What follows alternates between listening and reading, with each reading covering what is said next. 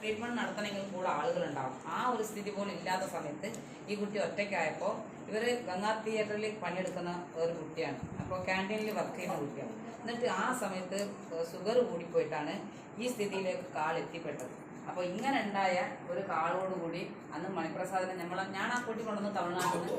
അപ്പോൾ ആ കുട്ടീനെ മണിപ്രസാദിനെ വിളിച്ച് കാണിച്ചിട്ട് ഇങ്ങനെ ഒരു നിങ്ങളെ ഏട്ടനോ അണിയനോ ഇവിടെ ഗംഗാ തിയേറ്ററിൻ്റെ പരിസരത്ത് കിടക്കുന്ന ഒന്ന് വീട്ടിലേക്ക് എടുത്തു കൊണ്ടുപോകണം എന്ന് പറഞ്ഞു. എടുത്തു കൊണ്ടുപോകണം, കൂട്ടിക്കൊണ്ടുപോകണം എന്നല്ല, എടുത്തു കൊണ്ടുപോകണം എന്ന് പറഞ്ഞു.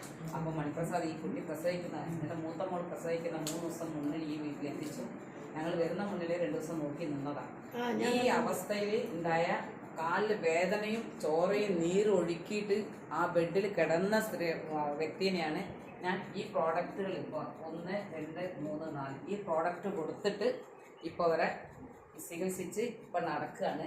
കൊണ്ട സ്വന്തം കാലിലേക്ക് വന്നു. ഇതിപ്പോൾ എങ്ങനെ ഉണ്ടായ കാലാണ് ഇപ്പം ഇങ്ങനെ ഈ രീതിയിലേക്ക് മാറ്റി തന്നതിൻ്റെ ഭാഗമായിട്ട് ഇപ്പം എനിക്ക് സഹായങ്ങളും ചെയ്തുകൊണ്ടിരിക്കുകയാണ്. വീട്ടിലത്തെ എല്ലാ പണികളെടുക്കുന്നത്, മിറ്റടിച്ച് വാരുന്നു.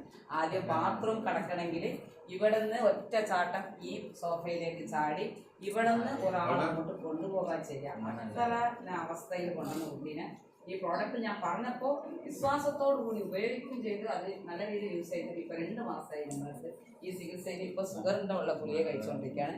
നല്ലൊരു റിസൾട്ടാണ് ഞാൻ കാണിച്ചു കൊടുത്തത്. അപ്പോൾ അതിനെക്കൊണ്ട് ഞാൻ പറഞ്ഞ ദയവേത് ഇന്നൊന്നും